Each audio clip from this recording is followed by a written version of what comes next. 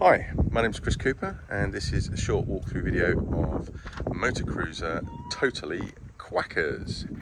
Now, Totally Quackers is a Sovereign 34 sedan, 1997 boat, which is powered by a single beater 62 horsepower 5-cylinder diesel engine, and that's on the shaft. She has a bow thruster and she's in pretty good condition. She's in original gel all the way through. She's never been a hire boat, been in private hands from new, and MYA in fact actually were the original supplying agents for the Sovereign 34s, so we've known this boat for a long time. Always been a particularly nice boat actually.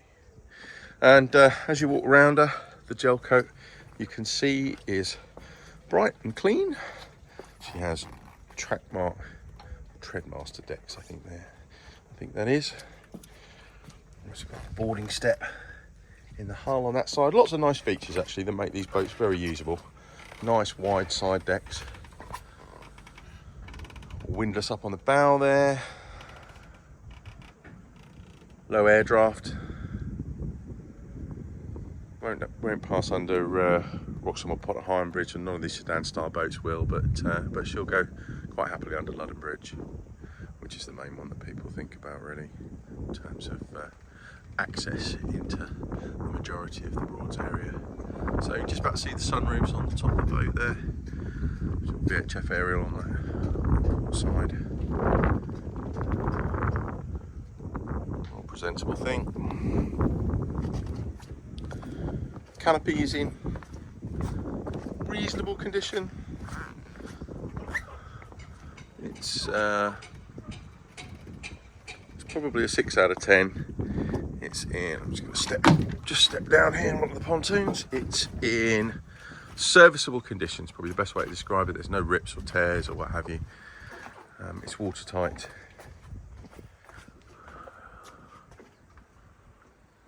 But it does show a little bit of age.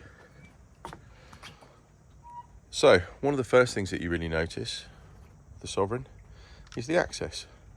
There's a bathing platform here and a transom door, and you can just step onto the back of the boat and walk into this whacking great cockpit.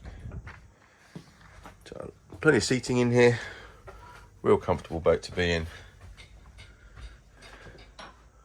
Very big lazarette, I'll go under there in just a moment, and very deep side lockers as well.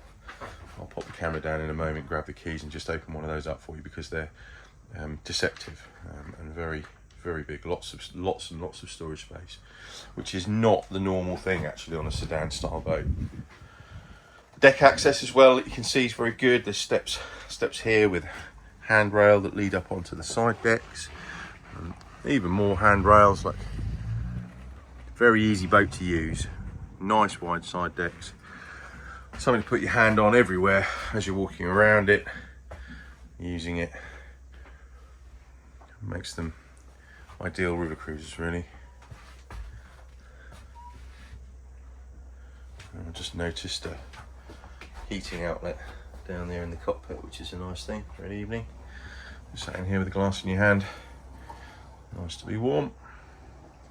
Right, I'm just going to pop the camera down and open up one or two of these side lockers and the lazarette so that you can see the storage space that we've got. Okay, so lazarette, very big lazarette space. Not ever so deep like it is in some sedans, but it goes right out to the side of the boat, forwards and aft. Lots and lots and lots of storage space in there. But if you don't want to climb around in your lazarette, you've got possibly the deepest cave lockers I think I've ever seen. Really, really big lockers. I've known clients to keep rolled up tenders and outboards in there. You certainly get a couple of paddle boards in there, and maybe even fold up canoe. And then locker space above it. This previous owner's been quite clever really in organising his storage, and they're replicated on the other side of the cockpit here as well. So lots of knickknacks on board this boat, and but it's been very well cared for and maintained and what have you. So, and that's where you keep the products to do it. Gas locker just here as well. So there's a very deep gas locker, and the bottles that are in there are They're 4.5 kilo colour by the look of it, so they will probably need changing, I think, to flow gas, as colour is not so readily available now, but the locker capacity would certainly take much larger bottles. Right, just going to pop all these locker lids closed, and we'll take you into the saloon. So cockpit into saloon. We've got a big U-shaped seating area on the starboard side of the boat here, which converts into a double berth. Really big double berth actually. And high-low table. It folds down as a coffee table or opens up as a dining table. Also can be moved out into the cockpit. We've got a good bit of storage here on the port side of the boat. Plenty of drawers and lockers. And then we've got a steering position here to port. Gives you a pretty good view around the boat.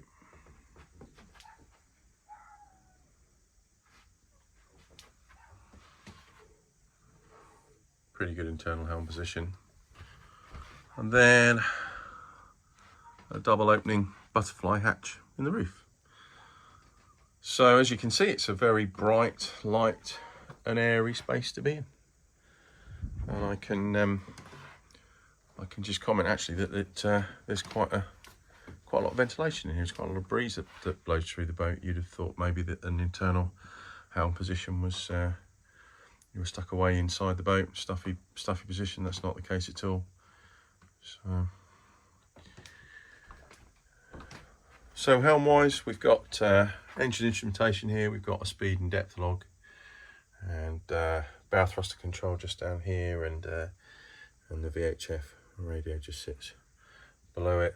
Not many people to talk to on the Broads, but I suppose it is useful if you have the required licenses. So we've got a couple of steps and we're down into the galley area. Big fridge, really big fridge with a freezer compartment there. Double oven, so a grill at the top. All very clean and presentable, tidy. 2-burner hob, no 3-burner hob. Must learn to count. And then we've got quite a large drainer and sideboard here. And again, there's pretty good storage. Water gauge there. Shore power sockets. There's shore power sockets on the other side there, and this is a microwave, Whirlpool microwave.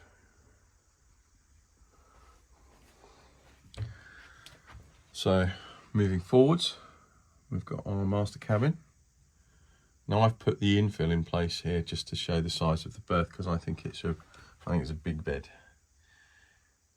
But obviously the infill can come out, and then you have 2 singles of V berths with reading lights look above them on either side here. Hanging locker on the port side, starboard side of the boat even, and quite a big dressing mirror. There's a reasonable amount of floor space here. And then we've got a sink and some drawer storage underneath.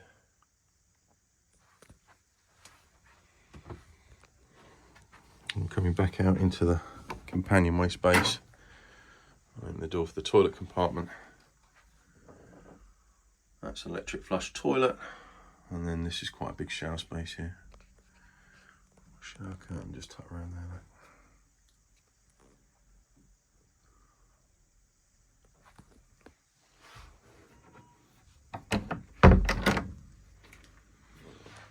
There's a little view aft from the galley of the saloon and the sun hatch. And if I just move the helm seat away, then I would be able to show you